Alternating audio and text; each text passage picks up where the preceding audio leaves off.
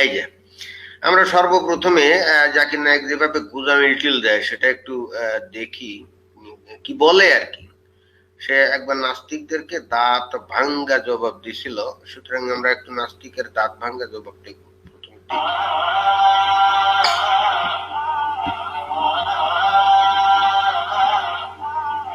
আমার বন্ধু একজন নাস্তিক, সে আল্লাহকে বিশ্বাস করবে না, আরো বলে যে তোমরা কোরআন বিশ্বাস করবে না আর তোমরাও আল্লাহকে বিশ্বাস করবে না। কেন এই একবিংশ শতাব্দীতে তোমরা আল্লাহকে বিশ্বাস করবে? এটা আধুনিক যুগ, বিজ্ঞান আর প্রযুক্তি অনেক উন্নত হয়েছে, তাহলে ঈশ্বরকে বিশ্বাস করবে না, তোমরা সেটাই করবে যেটা সব মানুষের জন্য ভালো। নাস্তিক বন্ধুদের পক্ষ থেকে প্রশ্ন করলেন, এই বিজ্ঞান আর প্রযুক্তির যুগে সৃষ্টিকর্তাকে বিশ্বাস করব কেন, বরং ভালো মানুষ হওয়ার চেষ্টা করব। আমি প্রথমে যে কাজটা করব, আপনার বন্ধুকে অভিনন্দন জানাবো। হ্যাঁ, অভিনন্দন তো জানাতেই হবে, এটা তোমার কৌশল। কারণ দুর্ভাগ্যজনক ভাবে বেশিরভাগ মানুষই অন্ধভাবে বিশ্বাস করে। হ্যাঁ, এবং এটাই সত্যি। হিন্দু কারণ তার বাবা হিন্দু, ওই লোক খ্রিস্টান কারণ তার বাবা খ্রিস্টান। এবং এটা আপনি সত্যি কথা বলছেন, আপনি নিজেও কিন্তু অন্ধভাবেই বিশ্বাস করেন, করার পরে আপনি অনেক কৌশল খাটিয়ে এবার নানা যুক্তি টুক্তি এগুলো শুরু করছেন। যাই হোক, আপনার বক্তব্য শুনুন। কেউ হয়তো মুসলিম কারণ তার বাবা মুসলিম। আপনার এই নাস্তিক বন্ধু এটা নিয়ে চিন্তা করেছে, আগে তার একটা ধর্মীয় পরিচয় ছিল, তবে সে মানতে পারেনি তার বাবা মা যে ঈশ্বরের উপাসনা করে তাকে সে ঈশ্বর মানতে পারেনি। এখন আমি তাকে অভিনন্দন জানাচ্ছি, তার কারণ আপনার বন্ধু ইসলামিক শাহাদার প্রথম অংশটা বলেছে লা ইলাহা, কোনো উপাস্য নেই। আচ্ছা, আমাকে তার সামনে প্রমাণ করতে হবে যে ইল্লাল্লাহ, এই বেটা ছাগলের মতো, দেখেন এই ছেলেটা ছাগলের মতো খামাকা হাততালি করে, কোনো উপাস্য নেই। তার মানে এই যে ভাড়া কেতা বোঝা যায়, ওই দেখেন খামাকা ছাগলের মতো হাততালি করে। আল্লাহ ব্যতীত সেটা আমি করবো ইনশাআল্লাহ। তাহলে এখানে অর্ধেক কাজ হয়ে গেছে। অন্যান্য অমুসলিমের ক্ষেত্রে প্রথমে আমাকে প্রমাণ করে দেখাতে হবে যে নকল ঈশ্বরের উপাসনা করছে সে, তারপর আল্লাহ তাআলার অস্তিত্ব প্রমাণ করতে হবে। আর এই অমুসলিম হচ্ছে নাস্তিক, আমার অর্ধেক কাজ হয়ে গেছে। ইসলামিক শাহাদার প্রথম অংশটা লা ইলাহা, কোনো উপাস্য নেই, একটু করে গুজামিল শুরু করবে ইল্লাল্লাহ, আল্লাহ ব্যতীত সেটা আমি করব ইনশাআল্লাহ। দেখি বললেন যে আপনার বন্ধু বিজ্ঞান প্রযুক্তিতে বিশ্বাস করে আর পৃথিবী এগিয়ে যাচ্ছে। আমি তাকে একটা প্রশ্ন করতে চাই। ধরেন একটা নতুন যন্ত্র তার সামনে রাখা হয়েছে, পুরনো পৃথিবীর কোনো মানুষ আগে দেখেনি। হ্যাঁ, দেখেন। তখন আপনার বন্ধুকে যদি প্রশ্ন করা হয় এই যন্ত্রটা কিভাবে কাজ করবে, সে ব্যাপারে তোমাকে সবার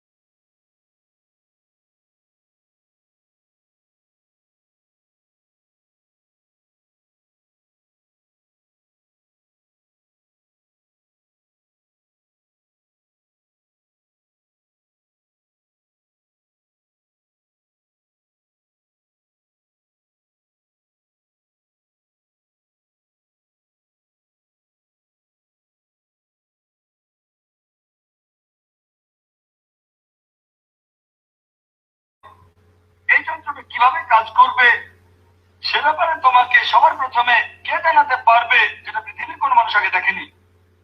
কে প্রথম বলতে পারবে? তখন আপনার নাস্তিক বন্ধু এখন কি ঠিক আছে? বলবে উৎপাদনকারী, অথবা হয়তো বলবে আবিষ্কারক, অথবা সে বলবে স্রষ্টা, অথবা সে বলবে কারিগর। এইরকম একটা কিছু বলবে সে, হয় স্রষ্টা, কারিগর, উৎপাদনকারী, আবিষ্কারক, সে এরকমই কিছু একটা বলবে। আর দ্বিতীয় হলো সেই স্রষ্টা বা আবিষ্কারক ব্যাপারটা যাকে জানাবেন সে হবে দ্বিতীয় লোক। তবে প্রথমে বলতে পারবে স্রষ্টা, উৎপাদনকারী বা আবিষ্কারক। এই উত্তরটা আপনি মনে রাখবেন। তাকে পরে প্রশ্ন করেন যে আমাদের এই বিশ্বজগৎ কিভাবে সৃষ্টি হয়েছিল, রাইট। সে আপনাকে বলবে যে বিজ্ঞান উন্নত হওয়ার পরে এখন আমরা জানতে পেরেছি যে আমাদের বিশ্বজগৎ এটা প্রথমে ছিল ছোট একটা বিন্দু, তারপরে একটা বিস্ফোরণ হলো, সবকিছু আলাদা হয়ে গেল এবং সৃষ্টি হলো গ্যালাক্সি, নক্ষত্র, সূর্য, চাঁদ, আরো বিভিন্ন গ্রহ। এটা কবে জানতে পেরেছি? সে আপনাকে বলবে এটা 1973 সালের কথা। একদল বিজ্ঞানী তারা বলেন বিগ ব্যাং এর মাধ্যমে বিশ্বজগৎ সৃষ্টি হয়েছে। আপনি তাকে বলবেন বিজ্ঞান যে জিনিসটা জানতে পেরেছে মাত্র 35-36 বছর আগে, পবিত্র কোরআন সেটা বলেছে 1400 বছর আগে। সূরা আম্বিয়া অধ্যায় নম্বর 21 আয়াত 30 বলা হয়েছে আওয়ালাম ইয়ারাল্লাযিনা কাফারু, অবিশ্বাসীরা কি দেখে না আন্না সামাওয়াতি ওয়াল আরদা কানাত রাতকান সাকনাহুমা, আকাশমণ্ডলী ও পৃথিবী মিশেছিল, আমি তাদের আলাদা করে দিলাম। পবিত্র কোরআনে 1400 বছর আগে কে? তার মানে ওনার বক্তব্য হলো 1400 বছর আগে সূরা আম্বিয়ার 30 নম্বর আয়াতে ওই বিষয়টা লেখা না। দেখি আমরা একটু সেই সূরা আম্বিয়ার সেই 14 নম্বর আয়াতে যে দেখি কি এখানে আছে। এই যে সূরা আম্বিয়ার এই যে দেখুন সূরা আম্বিয়ার, এই যে দেখছেন, কাফেররা কি ভেবে দেখে না যে আকাশমণ্ডলীয় পৃথিবীর মুখ বন্ধ ছিল, অতঃপর আমি উভয়কে খুলে দিলাম এবং প্রাণবন্ত সবকিছু আমি পানি থেকে সৃষ্টি করলাম। এরপরও কি তারা বিশ্বাস স্থাপন করবে না? এর মধ্যে আপনারা কি বিগ ব্যাং এর কোনো কিছু দেখলেন নাকি? তার মানে হচ্ছে একেবারে সৃষ্টির আদিতেই আকাশমণ্ডলীয় পৃথিবী একসাথে আটকে ছিল। তার মানে একেবারে সৃষ্টির শুরুতেই পৃথিবী ছিল, তাই না? শুধুমাত্র আকাশের সাথে আটকে ছিল। এছাড়া তো এখানে আর কিছু আমরা অন্তত দেখি না। এছাড়া কি আর কিছু আমরা দেখি? মোটেও দেখি না। আমরা যদি এই জিনিসটার একটা কল্পিত চিত্র আমরা যদি দেখি যে আসলে বিষয়টা কি, উনি যে কথাটা বললেন, মানে জাকির নায়েক যে কথাটা বললেন, আমি সুন্দর করে একটা নিয়ে আসছি, আমি খুঁজে বের করছি। এই দেখেন, এই যে দেখছেন, এটা একটু বড় করি না? এটাকে কি করবো, একটু বড় করি, একটু বড় করি। এই যে একটু বড় করলাম না? এই যে দেখছেন, মানে কোরআনের যে ভাষ্য ওই অনুযায়ী ঘটনাটা কিন্তু এরকম। ওই যে উপরে 7টা আকাশ দেখছেন আর নিচের 7টা এই যে পৃথিবী। এই যে উপরে এই যে 7টা আকাশ, এই 1 নম্বর আকাশ, 2 নম্বর আকাশ, 3 নম্বর আকাশ, 4 নম্বর আকাশ, 5 নম্বর আকাশ, 6 নম্বর আকাশ, এই যে 7 নম্বর আকাশ, ঠিক আছে? আর পৃথিবী হইলো, এইটা হলো আমাদের পৃথিবী, যে পৃথিবীতে আমরা থাকি। তার নিচেই আর একটা 2 নম্বর, এই 3 নম্বর, 4 নম্বর, 5 নম্বর, 6 নম্বর, মানে আমাদের পৃথিবী শুধু 7টা আর আকাশও 7টা। এখন প্রকৃতপক্ষে কোরআনে যেটা বলতেছে, এই আকাশগুলি এসে এর সাথে একসঙ্গে লাগিয়েছিল আর এটা একসঙ্গে লেগেছিল, এই কথাটাই বলছে। এবং সব এই কথাটাই বলছে, কিন্তু এই কথাটাই কিন্তু বলছে, আপনারা খেয়াল করুন, এই কথাটাই বলছে কোরআনের ভাষ্য কিন্তু সেটাই। এবং এই জায়গায় যে মুখ যে বন্ধ ছিল, বিষয়টা হলে তা না। আপনারা যদি দেখেন ইসলাম অ্যাওয়েকেন্ড, আমরা যদি একটু ইয়েতে যাই, ইসলাম অ্যাওয়েকেন্ডে যাই, ইসলাম অ্যাওয়েকেন্ড এই ইয়েতে যাই, আমরা যদি ইসলাম অ্যাওয়েকেন্ড যদি ইয়েতে যাই, এখানে কত সূরা আম্বিয়া, এই যে আমরা সূরা আম্বিয়া আমরা এটা দেখি না, এই বিষয়ে কথা বলছি। এই ফর্মুলা আমি অবলম্বন করে আমি হিন্দুদের গীতা নিয়ে কথা বলবো। শেখ মানিক, আপনি হলে বুঝতে পারেন নাই, আমি এই ফর্মুলা ইউজ করব ওই হিন্দুদের গীতাতে, বুঝছেন? এবং সেখানে আমি ভয়াবহ বিজ্ঞান আবিষ্কার করব আজকে, কারণ আমার কাছে মনে হলো এটা খুব ইন্টারেস্টিং হবে আর কি। তা আমরা এই যে 30 নম্বরে যাই। 30 নম্বরে আমরা যে দেখি কি এখানে দেখুন, আমরা 30 নম্বরে গিয়ে আমরা একটু দেখি, এটাকে আমি কেটে দিয়ে আমরা শেয়ারে যাই, যে কি করি, এই যে সূরা আম্বিয়া, এই যে চলে গেলাম এখানে, দেখতে পাচ্ছেন এই যে সূরা আম্বিয়া, এখানে চলে গেলাম। এন্ড দেখুন এখানে এই যে পিকথাল, দেখেন এখানে that the heavens and earth are one piece লেখা। Heaven and earth one piece, একটু বড় করি, এই যে একটু বড় করি, বড় করলে তো আবার সমস্যা হয়ে যায়। আরে কি করে দেখাই যে, এই যে একটু ছোট করতে হবে, বেশি বড় হয়ে গেছে আবার ধরতে পারতেছি না। এই যে দেখেন, এই যে that the heavens and earth one single entity, আবার দেখেন the heavens and earth one piece, এই জায়গায় বলছে the heavens and earth joint together, পিউসুপালির অনুবাদে the earth and the heavens and the heavens and the earth আর joint together, তারপরে এরা যুক্ত ছিল একসাথে, সেটাই বলতেছে। আপনারা যদি এই যে ইয়েতে দেখেন, এখন আপনারা দুনিয়ার সব বড় বড় ইয়েদের অনুবাদ কোথায় পাবেন, আমি সেটা দেখা দিচ্ছি কোথায় পাবেন। এই যে এখানে ইসলাম awakened.com, islamowakened.com আপনাদের দেখা দিচ্ছে, যাতে আপনারা নিজেরা দুনিয়ার সব সব বড় বড় অনুবাদকের অনুবাদটা আপনারা পান, কারণ আপনারা ভালো করে শিখলেই আমার তাতে আনন্দ, ঠিক আছে, আমার ব্যক্তিগত কোনো আনন্দ নাই। এই যে দেখেন এখানে আমি লিখে দেখালাম, আশা করি আপনাদের, এই যে islamowakened.com, ওখানে আপনারা চলে যাবেন, দুনিয়ার সব বড় বড় আলেমের কোরআনের অনুবাদ আছে, ঠিক আছে। তাহলে আমরা এই কোরআনের যে ভাষ্য, এই যে সেখানে কিন্তু আমি চিত্র দেখিয়ে দিলাম আসলে কি। এখন এইটা কি একটা বিন্দুতে, বিজ্ঞানীরা কি বলে একটা বিন্দু বিস্ফোরিত হয়েছিল না, বিজ্ঞানীরা যেটা বলে শেয়ার দ্য গেস্ট লিঙ্ক, মানে এটা কে বলতেছে না, গেস্ট লিঙ্ক এখন ইয়ে করা যাবে না। আচ্ছা, এখন এই যে জিনিসটা, এই যে আয়াতটা দেখালাম, এখানে কি আসলে বিগ ব্যাং এর কোনো কিছু আছে? বিগ ব্যাং এ তো বলে নাই যে একটা বিন্দু থেকে ইয়ে হয়েছিল, বিগ ব্যাং এ বলে যে একটা অসীম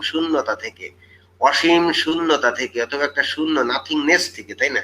নাথিংনেস তো কোনো বিন্দু না, ঠিক আছে, নাম্বার 1। নাম্বার 2, এই জায়গায় যে ইয়েটা আছে, দেখা যাচ্ছে যে আকাশ এবং পৃথিবী একই সাথে ছিল, আল্লাহ শুধুমাত্র তাদেরকে পৃথক করিয়ে দিল, কিন্তু বিগ ব্যাং তো বিষয়টা তা না।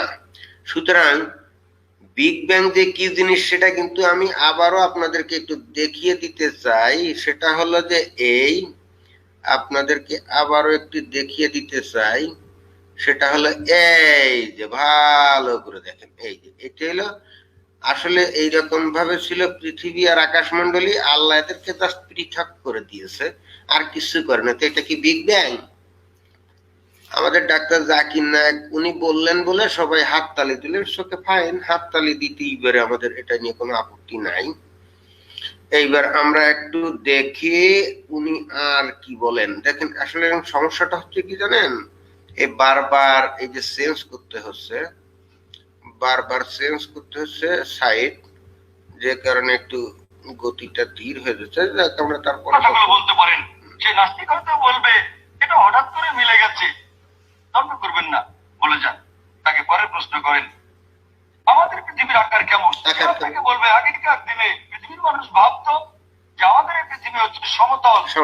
হ্যাঁ তাই। এরপর 1579 সালে স্যার ফ্রান্সিস ড্রেক জাহাজে পুরো পৃথিবী ঘুরে এসে প্রমাণ করলেন যে পৃথিবী বর্তুলাকার। রাইট। আপনারা এটা জেনেছেন 1579 সালে, মানে প্রায় 400 বছর আগে। কোরআন একথা বলেছে 1400 বছর আগে। পবিত্রকরণ বলছে সূরা নাজিয়াত অধ্যায় নম্বর 79 আয়াত নম্বর 30 والارض بعد ذلك دحاها তারপর আমি পৃথিবীকে বানিয়েছি ডিম্বাকৃতি। হ্যাঁ, ডিম্বাকৃতি। দাহার একটা অর্থ কিসের হচ্ছে ডিম? বিস্তৃত, ঘোড়ার ডিম। মানে পৃথিবীকে বানিয়েছি বিস্তৃত। হ্যাঁ। আরেকটা অর্থ এটার মূল শব্দ দুইয়া, তার মানে ডিম। হ্যাঁ, এখানে সাধারণত শব্দ হলো ডিমকে দুইয়া মানে বোঝানো ডিম, হচ্ছে না। মানে ঘোড়ার এখন ডিম। আমরা জানি যে পৃথিবী আচ্ছা, বলের মতো ঘোড়ার গোলাকার ডিম। নয়। এটা দেখি আমরা ওনার ওই অনুবাদটা আমরা এবার একটু দেখবো। আমরা এবার অনুবাদটা একটু দেখবো। ওই যে ইসলাম আয়াকেন্ডে চলে যাব। ইসলাম আয়াকেন্ডে চলে গেলে আমরা নাজিয়াতের যে 79 আয়াতের 79 নম্বর সূরার যে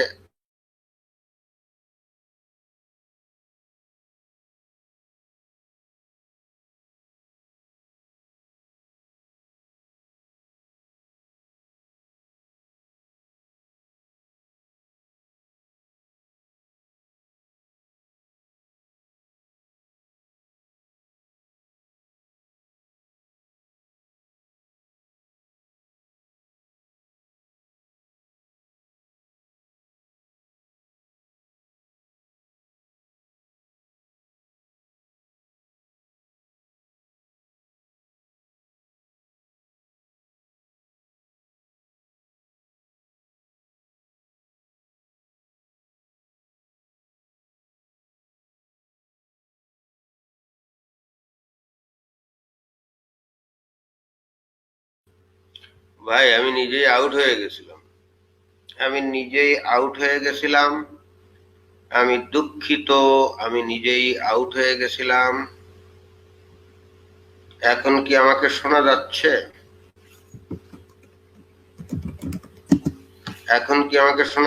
আমি ক্লিয়ার? এখন কি শোনা যাচ্ছে? এখন কি শোনা যায় আমাকে? আমি আউট হয়ে গেছিলাম। আরে ভাই, এখন তো শোনা যাওয়ার কথা নাকি? আমি আউট হয়ে গেছিলাম। এখন ঠিক আছে, রাইট? তাহলে এখানে সূরা নাজিয়াতের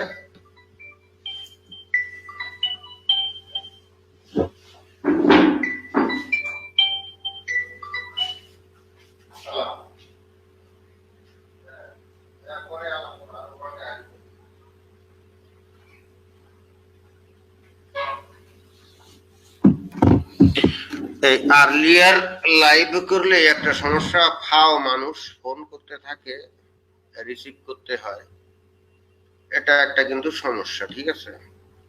তো আমরা সূরা নাজিয়াতের আমাদের সূরা নাজিয়াতে চলে যাই।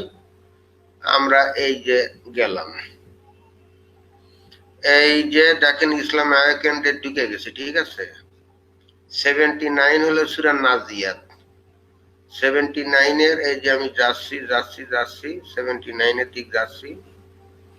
আপনারা নিজেরা এটা করবেন। আমি আজকে এইভাবে কেন আপনাদের দেখাচ্ছি, যাতে আপনারা নিজেরা একটু করেন, এবার আপনারা নিজেরা একটু পরীক্ষা নিরীক্ষা করবেন, ঠিক আছে? সূরা নাজিয়াতের 21 নম্বর আয়াতে আমি ঢুকে গেলাম। ঠিক, 21 নম্বর আয়াতে ঢুকে গেলাম, ঠিক আছে? সূরা নাজিয়াতের 21 নম্বর আয়াতে ঢুকে গেলাম। না, কয় নম্বর আয়াতের কথা বলছে? 21 না, 30। আমরা 30 নম্বর আয়াতে ঢুকবো। সূরা নাজিয়াতের 30। এই মোমেন্টে হঠাৎ করে নেটের স্পিডটা কমে গেল, বুঝলাম না। এই মোমেন্টে নেটের স্পিডটা কমে গেল, একেবারে বুঝলাম না এটা কেন ঘটলো। এই যে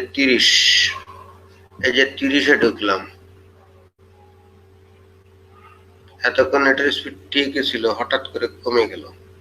অনেক সমস্যা।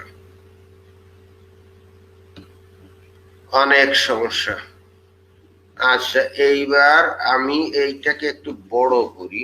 দেখেন এখানে কি কেউ কি দেখেন তো ঘোড়ার ডিমের কোনো অস্তিত্ব আছে নাকি এখানে? এই দেখেন, আর একটু উপরে যাই।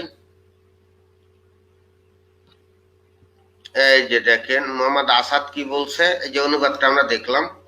And after that the earth wide has he spread its expanse.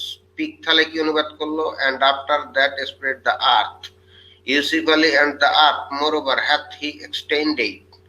তারপরে যে শাকির, দেখেন তো কি অনুবাদ করছে কেউ, এখানে কি ঘোড়ার ডিমের কোনো খবর? এই দেখেন তো, এই যে ওয়াহিদ উদ্দিন খান লিখছে the earth which spread out Laleh Bakhtiar after that he spread out the earth Irving the earth has he spread out besides the clear Quran he spread it out as well. Shafiq Kaskas he spread out the earth. Abdul Hai after that he spreads the outer. কেউ কিন্তু ঘোড়ার ডিমের কোনো অস্তিত্ব খুঁজে পায়নি, অথচ আমাদের জাকির নায়ক কিন্তু ঘোড়ার ডিমের অস্তিত্ব খুঁজে পেয়ে গেল। তাহলে বুঝলেন ঘটনাটা তোকে কোথায় প্যাঁচ খাইলো?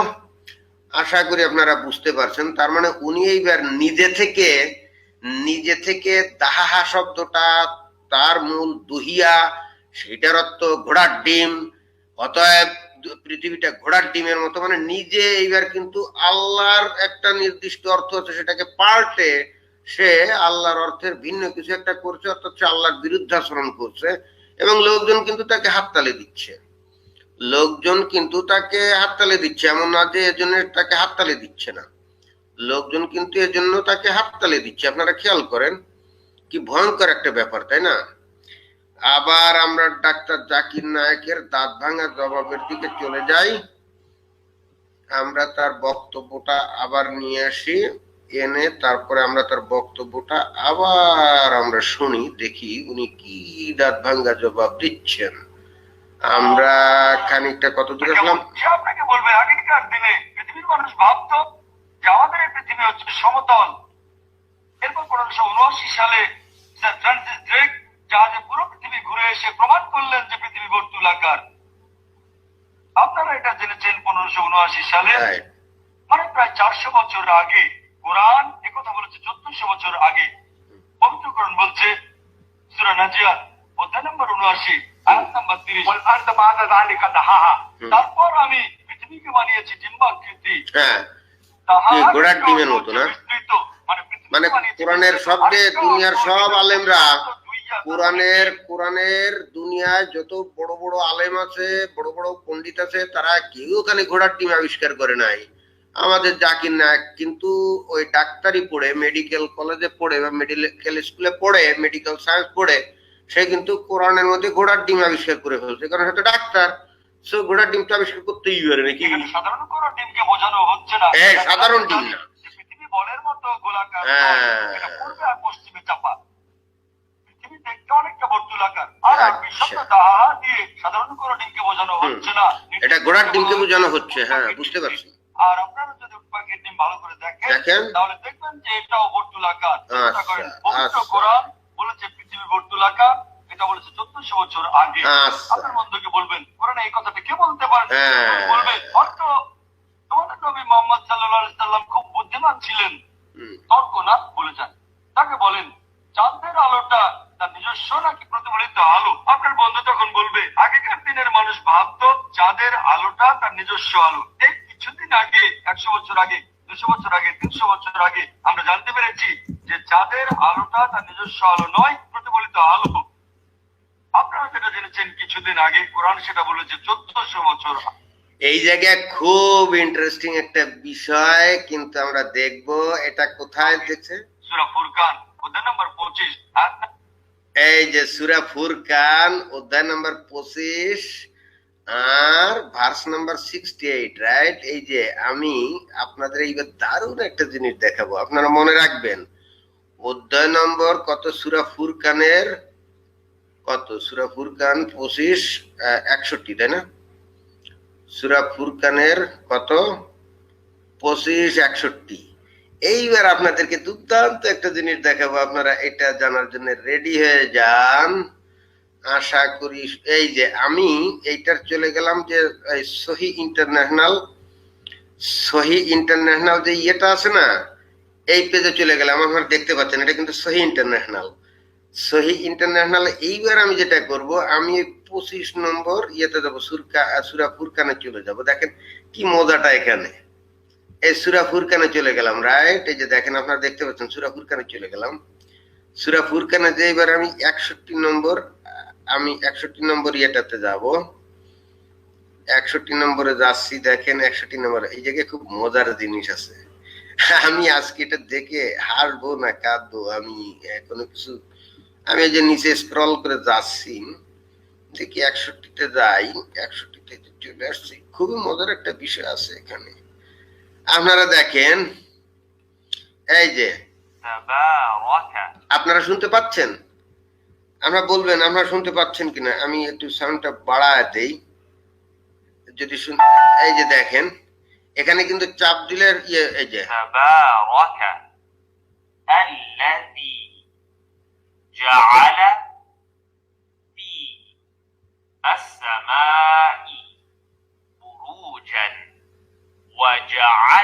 আপনারা কি শুনতে পাচ্ছেন? আপনারা একটু কমেন্টে ইয়ে করেন। খুব মজার একটা বিষয় আছে এখানে। হ্যাঁ, শুনতে পাচ্ছেন না? আচ্ছা দেখেন, তাহলে আমি প্রথম থেকে এই পর্যন্ত গেলাম, তারপরে এই ল্যাম্প, দেখেন এটার অর্থ ল্যাম্প, আপনারা দেখতে পাচ্ছেন নিশ্চয়ই, এ ল্যাম্প। তারপরে এন্ড এ মুন, অর্থাৎ এই ল্যাম্পটা হলো সূর্য। হ্যাঁ, ওই যে সিরাজা, এটা হলো সূর্য, রাইট? আর এইটা হলো ওয়াকানারান, এটা হলো কি এমুন, অর্থাৎ চাঁদ আর কি। তা সূর্য এবং চাঁদ কি বলতেছে? মুনিরা,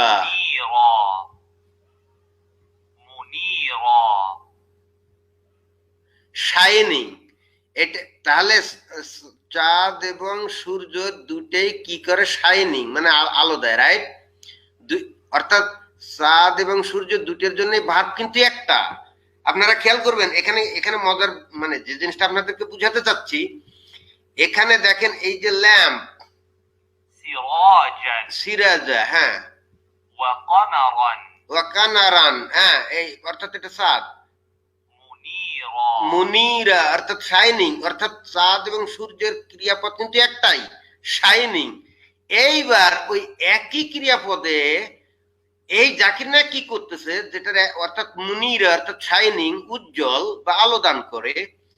এই মানে এখানে মূল বক্তব্যটা হচ্ছে যে এই দেখেন এই যে ল্যাম্প অর্থাৎ সূর্য এবং চাঁদ, তারা শাইনিং মানে কিরণ দেয়, অর্থাৎ সূর্য এবং চাঁদ দুটের ক্ষেত্রে একই ক্রিয়াপদ, মুনিরা কিরণ দেয়। জাকির নায়ক বলতেছে কি, সূর্যের ক্ষেত্রে এটা কিরণ দেয় হবে, আর চাঁদের ক্ষেত্রে এটা হবে ধার করা আলো, আলো বিতরণ করে। তা কি করে হয়? এক ক্রিয়াপদ তো একটাই, এখানে ক্রিয়াপদ কিন্তু দুইটা না। মজার বিষয়টা হচ্ছে এটা। আবার আপনাদেরকে বুঝাই, দেখেন গোড়ার থেকে আসি, এই যে গেল, এই যে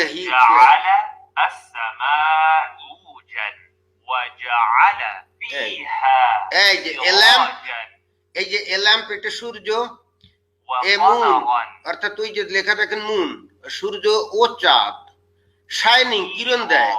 এইবার দেখেন এই জাকির নায়ক কি বলতেছে, এবার দেখেন জাকির নায়ক কি বলতেছে এখানে, অর্থাৎ একটাই ক্রিয়া কিন্তু ওই যে চাঁদ এবং সূর্যের ক্ষেত্রে ক্রিয়াপদ কিন্তু একটাই, শাইনিং। এইবার দেখেন জাকির নায়ক কি বলে এখানে, মানে এই জিনিসটি আপনাদের দেখানোর জন্য আসলে আজকে আমি এখানে আসছি। এইবার আসেন নাম্বার 61, কোরআন বলছে সূর্যের আলো তার নিজস্ব আলো, আর সেখানে চাঁদের আলোকে বলা হয়েছে মুনির বা নূর, মানে ধার করা আলো, প্রতিফলিত আলো। এই কথা বলতে কোথায় কথা বললো? আচ্ছা কোথায় কথা বললো? এই যে আমি সেই আয়াতটা তো আমরা দেখলাম, এখানে ডাইরেক্টলি সেই জিনিসটা দেখলাম যে সূর্যের আলো তার নিজস্ব আলো কিরণ দেয়, আর মুনিরা অর্থাৎ ধার করা আলো কিরণ দেয়। এটা কোথায়? কারণ সূর্য এবং চাঁদের জন্য তো ক্রিয়াপদ একটাই ব্যবহৃত হয়েছে। এখানে ওই একটাই ক্রিয়াপদকে সে এইবার সূর্যের জন্য একরকম আর চাঁদের জন্য ভিন্ন রকম অর্থ করছে। আপনি দেখছেন তার কায়দাটা বুঝতে পারলেন? আমরা কি এখানে যারা, আমি এই জিনিসটা খুবই আমাকে আজকে মানে এক্সাইটেড করে ফেলছিল। আমি প্রথমে আসলে বুঝতে পারিনি যে আসলে বলে টলে কি। পরে আমি সেই ইন্টারন্যাশনাল যে আমি শব্দগুলো মানে হুবহু আমি বের করার চেষ্টা করলাম যে ঘটনাটা কি। দেখি চাঁদ এবং সূর্যের ক্ষেত্রে ক্রিয়াপদ একই, অথচ জাকির নায়ক এটার দুইভাবে অর্থ করতেছে, একই ক্রিয়াকে দুইভাবে। মানে অনেকটা যেমন আমি ভাত খাই, এই যে খাওয়া যে ক্রিয়াটা, এটার ভিন্ন, মানে আপনার ক্ষেত্রে একরকম, আমার ক্ষেত্রে অন্যরকম। এটা সে যেমন আপনি আর আমি দুইজনে একসঙ্গে ভাত খাচ্ছি, তা এখানে এই যে খাচ্ছি, এটার কি আপনার ক্ষেত্রে একরকম আর আমার ক্ষেত্রে ভিন্ন রকম হবে নাকি? একই রকমই তো হবে। তা চন্দ্র আর সূর্য, তার ক্ষেত্রে মুনিরা একটাই ক্রিয়া, যেটার অর্থ হলো শাইনিং, কিরণ দিচ্ছে। তা সূর্যের ক্ষেত্রে নিজের আলো কিরণ দেয়, আর চাঁদের ক্ষেত্রে দাঁড় করা আলো কিরণ দেয়, এটা হবে কেন? এবং এই জায়গার লোকজন দেখুন কি সুন্দর হাতে তালে দিচ্ছে। এবারে 1400 বছর আগে যে চাঁদের আলো তার নিজস্ব আলো নয়, প্রতিফলিত আলো, সে কিছুক্ষণ চুপ থেকে হয়তো বলবে আচ্ছা হতে পারে, তোমাদের হতে নবী পারে। খুব বুদ্ধিমান লোক না না ছিলেন। না, ওই কথা বলবেই না, বলে যান। ওই কথা বলবে না, আপনার মিথ্যাবাদী বলবে যদি সে আমি জানে। স্কুলে শিখেছিলাম যে সূর্য প্রদক্ষিণ করছে এই সৌরজগতে, এই গ্যালাক্সিতে, তবে নিজ কক্ষের চারপাশে আবর্তন করছে না। কোরআনে কি এটা লেখা আছে? না না, আমি এটা পড়েছিলাম স্কুলে 1982 স্কুলে। 1982, 27 বছর আগে আমি পড়েছিলাম যে সূর্য স্থির থাকে, কিন্তু পবিত্র কোরআন বলছে সূরা আম্বিয়া অধ্যায় 21 আয়াত নাম্বার 33, হুয়াল্লাযী খালাকাল লাইলা ওয়ান নাহারা, আল্লাহ সৃষ্টি করেছেন রাত ও দিন, সূর্য ও চন্দ্র, কুল্লুন ফি ফালাকিন ইয়াসবাহুন, প্রত্যেকেই বিচরণ করে তার নিজ নিজ কক্ষপথে। আরবি শব্দ ইয়াসবাহুন, এটা দিয়ে চলন্ত কোনো কিছুর গতিকে বোঝানো হয়। হ্যাঁ, রাইট রাইট। সূর্য আচ্ছা, রাইট রাইট। এই জায়গায় সে কি কাজটা করলো, আমি এবার সেই ইয়েটা হাজির করতেছি, আয়াতটা হাজির করতেছি। দেখুন এই জায়গায় সে কামটা কি করলো। এই যে সূরা আম্বিয়ার কত 33 নম্বর, তাই না? এই দেখেন, এই যে 33, আমি এটাকে বড় করি, এই যে বড় করলো, এই যে দেখছেন, তিনি সৃষ্টি করেছেন, মানে সূরা আম্বিয়ার 33 নম্বর আয়াতে তিনি সৃষ্টি করেছেন রাত্রি ও দিন, এবং চন্দ্র, সূর্য ও চন্দ্র সবাই আপন আপন কক্ষপথে বিচরণ করে। আচ্ছা ভাই, আপনারা যারা ছোটকালে যখন আপনারা এই চাঁদ বা সূর্য এই সম্পর্কে কোনো আপনাদের নলেজ টলেজ কিছু ছিল না, তা আপনি আমি সবাই তো সূর্য পূর্ব দিকে ওঠে, তারপরে চাঁদও মাঝে মাঝে পূর্ব দিকে ওঠে, দিনের বেলাও দেখা যায়, রাতেও দেখা যায়, এগুলো তো আমরা দেখতাম, তাই না? তো সেই কথাটা এখানে ডাইরেক্ট বলছে, এখানে তো ভিন্ন কিছু বলে নাই। এখানে আপন আপন কক্ষপথে বিচরণ করে, এটা তো আমরা সবাই দেখি, এটা তো আমরা সবাই দেখি, এখানে ভিন্ন ভিন্ন কথা কি আছে? শুধু তাই না, এরপরে এই আয়াতের ব্যাখ্যা স্বরূপ বা সূরা ইয়াসিনের ওই যে 38 নম্বর আয়াতের ব্যাখ্যা স্বরূপ নবী যে বলে গেছে যে সূর্য চলতে চলতে তারপরে সূর্যে আরো আল্লাহর আরশের নিচে যে সিজদায় পতিত হয় এবং তারপরে উদিত হওয়ার জন্য ইয়ে হয়, তাহলে ওই নবীর ব্যাখ্যা আমরা গ্রহণ করব না আমাদের এই যে ইয়ের ব্যাখ্যা, জাকির নায়কের ব্যাখ্যা গ্রহণ করব? কোরআনের ব্যাপারে সবচেয়ে বড় ব্যাখ্যাকার কি? আমাদের নবী। তো নবী নিজে এই সূর্য যে পরিভ্রমণ করে বা চলন্ত বস্তু বা চলে বা বিচরণ করে, যাই হোক না কেন, এর ব্যাখ্যা স্বরূপ আমাদের নবী বলে গেছে এটা চলতে চলতে যখন অস্ত যায়, কোথায় অস্ত যায়? ওই যে সূরা কাহাফে আপনার 87 নম্বরে আমরা জানি যে এটা ওই পঙ্কিল জলাশয়ে অস্ত যায়, এবং তারপরে যেতে যেতে যেতে যেতে কোথায় যায়? আল্লাহর আরশের নিচে যায়। এখন আমরা নবীর ব্যাখ্যা গ্রহণ করব না এই জাকির নায়কের ব্যাখ্যা গ্রহণ করব? আপনারা বলেন তো। এখন এই জাকির নায়ক যদি আমাদের নবীর ব্যাখ্যাকে বাদ দিয়ে এখন নিজে ইচ্ছামতো ব্যাখ্যা শুরু করে, তাহলে সে কি আর মুসলমান থাকে? আমাদের নবীর ব্যাখ্যাকে যে প্রত্যাখ্যান করে, নবীর হাদিসকে যে প্রত্যাখ্যান করে, এবং তার পরিবর্তে অর্থাৎ যে কোনো একটা বিষয় আমাদের নবী যে রায় দিবে, ওই একই বিষয়ে যদি ভিন্ন কোনো লোক অন্য রায় দেয়, সেটা কি গ্রহণযোগ্য হবে? এমনকি সাহাবিরাও যদি ভিন্ন কিছু বলতো, যেমন ওমর, ওসমান, আবু বকর, আলী, এরাও যদি ভিন্ন কিছু বলে, তাহলেও কিন্তু নবীর যে রায় আমাদেরকে সেই গ্রহণ করতে হবে এবং সাহাবিদের রায়কে আমাদের পরিত্যাগ করতে হবে। আমাদের জাকির নায়ক আমাদের নবীর রায়কে পরিত্যাগ করে এখন সে এসে নতুন রায় দিচ্ছে, তাহলে সে কি আর মুসলমান থাকে? সে তো মুরতাদ হয়ে গেল, সাথে সাথে মুরতাদ হয়ে গেল, রাইট? কিন্তু তারপরেও নিজেকে যখন মুসলমান পরিচয় দেয়, তার মানে সে বেসিক্যালি একটা মুনাফিক। আপনারা কি বুঝতে পারছেন? যাই হোক,